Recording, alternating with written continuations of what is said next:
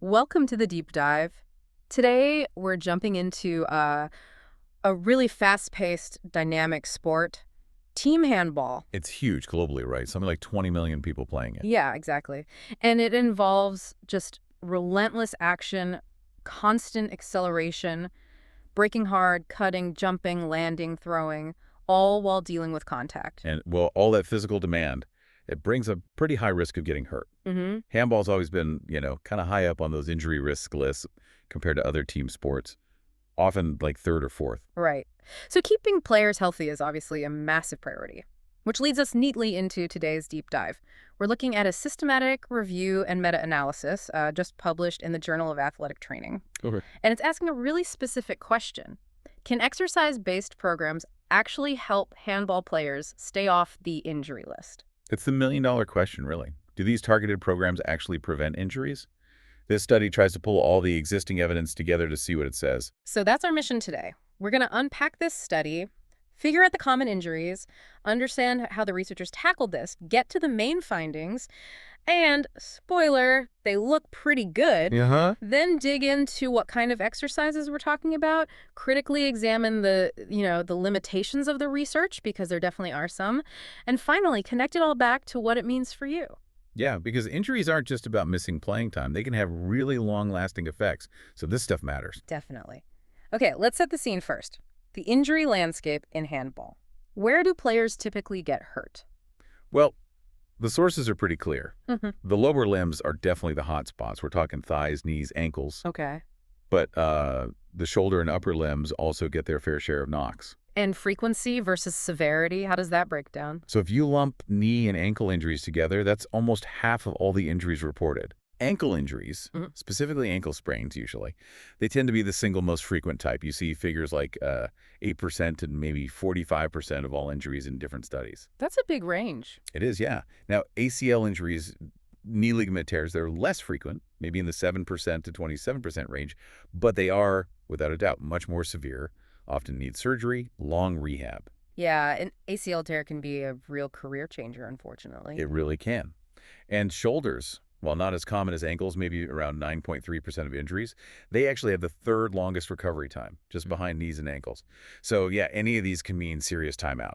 Which really hammers home why prevention is so vital. It's clearly more than just a player missing a match or two. Oh, absolutely. The ripple effects are huge, and injury significantly bumps up your risk of getting injured again. Ah, the re-injury cycle. Exactly. Then you've got potential chronic problems, loads of lost playing time stacking up, plus the financial side costs for healthcare, costs for pro teams, and long-term. Things like early arthritis, especially in the knee, can be a consequence. So yeah, prevention is key for the player, the team, the long run. Okay, let's get into the study itself. What was the specific aim of this systematic review and meta-analysis? Their main objective was to evaluate as clearly as possible if exercise programs specifically designed for injury prevention actually work for team handball players. To synthesize the evidence, basically. And how did they go about finding that evidence? They did a really thorough search across the big academic databases, Scopus, PubMed, Web of Science, Sport Discus, CNAHL, looking for studies published up until April 2023. Were they just grabbing any study on handball, or were there specific criteria? No, they were quite strict. They wanted studies that were either randomized controlled trials, RCTs, Yeah, gold standard, right. or prospective cohort studies. The studies had to involve competitive handball players, use an exercise intervention that was explicitly for injury prevention, and critically report actual injury numbers, the incidence rates. Okay, so they find these studies that fit the bill. How did they sort of combine the information? They extracted all the key details from each study. How it was designed, what the exercise program involved, who the players were, and the injury counts in the program group versus the control group. Mm-hmm. Then they grouped the injuries into 5 specific buckets: shoulder, lower extremity, that's a broader category, knee, ACL specifically, and ankle injuries. And the meta-analysis bit, that's where they crunch the numbers together from all the studies. Exactly. It lets them calculate an overall effect size, a more reliable estimate than just looking at one study alone. They used odds ratios, ORs, to see if the programs reduce the odds of injury. An OR less than 1 suggests they do. Okay, the moment of truth. After all that digging and analysis, what was the headline finding? Do these exercise programs work? The main takeaway is, yes, they do appear to be effective. The analysis showed that these exercise-based injury prevention programs seem to reduce the risk across all those categories: shoulder, lower extremity, knee, ACL, and ankle injuries in handball players. That's really positive news. Can you give us a feel for how much of a difference they might make? What did the numbers show? Yeah, so the meta-analysis gave the odds ratios, and the paper also outlined the estimated risk reduction ranges based on those. For shoulder injuries, the OR was 0.60. That suggests a potential risk reduction somewhere between, say, 15% and 58%. Okay. For the general lower extremity category, OR 0.59, potential reduction range 2% to 63%, quite wide there. Hmm. Knee injuries, OR 0.53, suggesting a reduction of maybe 22% to 65%. For ACL injuries, the OR was 0.66, which translates to potentially 3% to 55% reduction. And for ankle injuries, the most common, the OR was 0.57, suggesting a potential cut in risk between 19% and 60%. Wow. Okay, those are some pretty compelling numbers across the board. Even with the ranges, it suggests a significant potential drop in risk for some really common and serious injuries. It definitely points towards these programs having a real impact on keeping players safer and on the court. All right, so the evidence says they work. Now, the really interesting part, what are these programs? What kinds of exercises are we actually talking about? Is it just like stretching? No, that's a really important distinction. The studies they reviewed primarily look at multifaceted programs, not just one single type of exercise, but a combination of different components. Ah, okay. Like a cocktail of exercises tailored for handball. Pretty much, yeah. They typically combined four main elements, often along with some education. First up was education on proper technique. Like how to land properly after a jump shot. Exactly that. Teaching safer ways to do those high-risk handball movements, planting the foot, cutting, landing. The goal is often about technique cues, like keeping a narrower stance or ensuring the knee stays aligned over the toes, trying to reduce those inward collapsing movements, the valgus moments. Which is key for ACLs, right? Huge for ACLs. Mm. Something like 80% of ACL tears happen without contact during those cutting or landing actions. They also touch on foot position for avoiding ankle sprains. Okay, so technique coaching is foundational. What else is in the mix? Balance training was another big one. This could involve things like standing on one leg or two, maybe using unstable surfaces like balance discs, or even doing balance work while, say, catching or throwing. And how does better balance help prevent injuries in such a chaotic game? Well, the theory is it sharpens your proprioception, your body's awareness of itself in space, and fine-tunes the whole sensorimotor system. This leads to better neuromuscular control, muscles firing more effectively together, especially co-contracting around joints for stability. So your body's just better prepared to react safely. Basically, yes. It can handle awkward landings or unexpected forces better without a joint giving way. Makes sense. Technique, balance. What about the power side of things? Explosiveness? Yep, that brings us to plyometric exercises. Think powerful, quick movements, jumps, hops, bounds. Or The suggested benefits are things like reducing landing forces, helping control that knee valgus collapse, improving hamstring to quad strength balance, boosting lower body power, and generally improving biomechanics and joint stability. so teaching the body to absorb and generate force more efficiently and safely. Precisely. Plyos can also stimulate positive changes in muscles, tendons, even bone density, making everything a bit more robust. And a key point the review mentioned was the importance of coaching movement control during these plyos, like reminding players knee over toe and using verbal feedback. It's not just jumping wildly. Got it. Controlled power. And the last piece. Strength training, often targeting the hamstrings and core muscles. An interesting point was that for lower limb injuries, the focus tended to be more on strengthening proximal joints, the hip and knee, rather than just the ankle itself, Why the hamstring specifically? because they act as a crucial counterforce to the quadriceps at the knee. Strong hamstrings can help resist the forward shear force the quads put on the ACL during stopping or cutting, potentially protecting the ligament. They mentioned the Nordic hamstring curl as a common example. Oh. Although, a small caveat they noted was that progressive overload systematically making the exercises harder over time wasn't always well documented in the studies, which might have limited the strength gains somewhat. So putting it all together, these aren't just generic workouts. They're carefully constructed programs combining technique work, balance, plyometrics, and targeted strength training, all based on handball's specific risks. Exactly. They're designed around the skills, the common injuries, and the known ways those injuries tend to happen in the sport. Okay, this all sounds really promising. Effective programs, clear components. But you mentioned limitations earlier. And the study authors themselves seem quite cautious. It's not quite case closed, is it? No, absolutely not. And that's really important context. Despite the positive overall message, the researchers were very upfront about the significant limitations in the evidence base they had to work with. What were some of the main issues with the studies they included? Well, first off, just the sheer number of studies. Only 9 studies actually met their criteria for the final analysis. 9. For a global sport like handball, that feels low. It is quite low, yeah. And then there's the quality of those 9 studies. It varied. They used scoring systems, like the Pedro scale for the RCTs, and the average score was only 5 out of 10. Several studies scored lower, like 3 or 4. And what does a lower quality score actually mean in practice? What was lacking? It points to potential weaknesses. Things like not clearly reporting who was eligible for the study, issues with the randomization process, not properly concealing the group allocation, which can introduce bias if someone knows who's going into which group, and often a lack of blinding. Blinding. You mean like the players or coaches not knowing who got the special program? Exactly.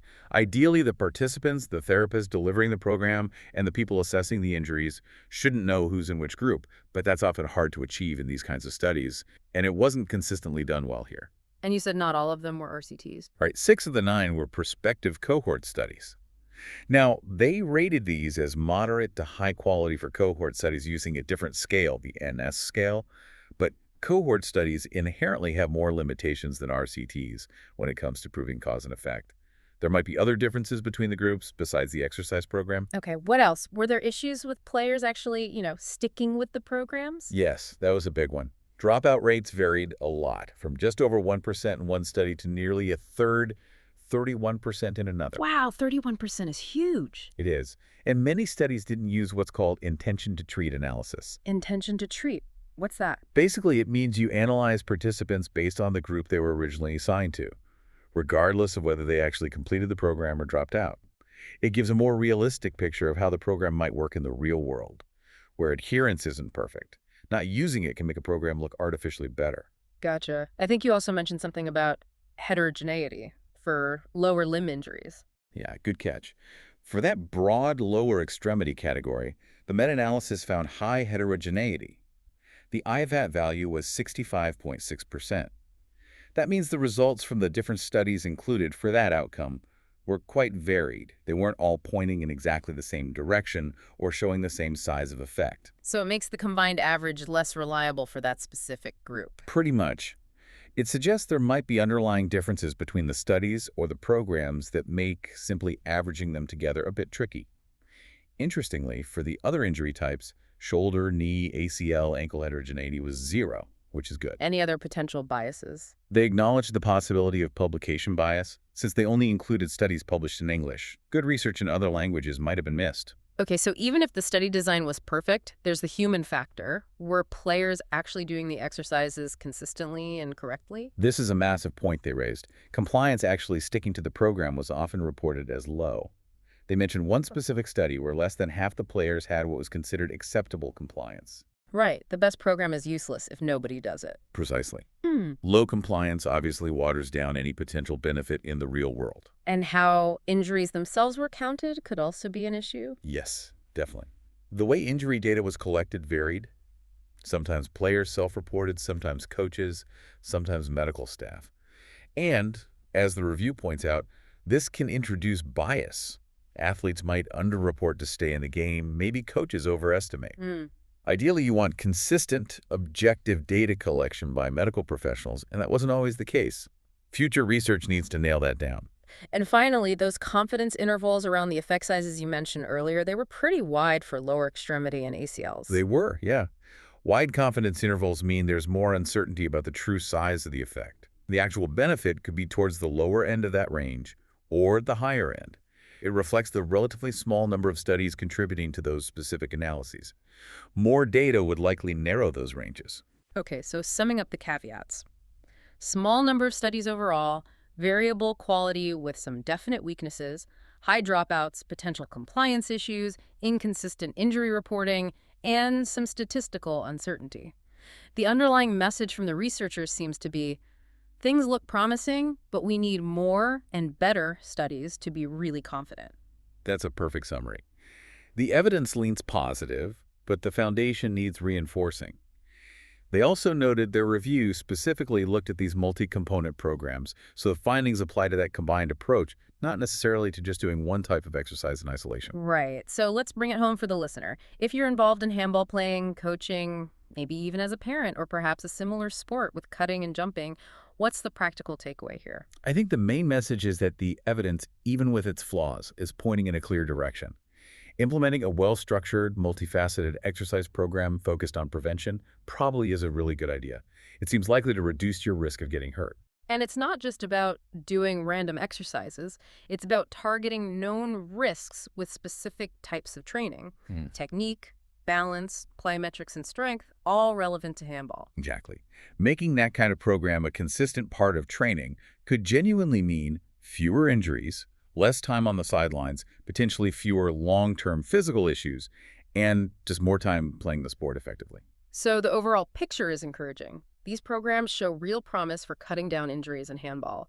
But crucially, the research isn't finished. We need more high-quality studies to really firm up these findings and maybe refine the recommendations even further. Absolutely. It clearly flags where future research efforts should focus. Which leads us to a final thought for you to chew on. We talked a lot about the limitations related to, people actually doing the program's compliance and how injuries get reported. These are very human factors, right? So how much do you think the real-world success of any injury prevention strategy ultimately hinges less on the exact exercise prescription and more on that human element? Things like individual motivation, team culture around prevention, getting buy-in from coaches, creating an environment where players feel safe reporting minor issues before they become major ones. That's a really insightful question. It highlights that gap between what research shows can work under controlled conditions and what actually happens when you try to implement it with real teams, real schedules, real human beings. That interplay is critical. Indeed it is. Well, thank you for joining us on this deep dive into handball injury prevention. We hope this look at the research has given you some useful insights to think about.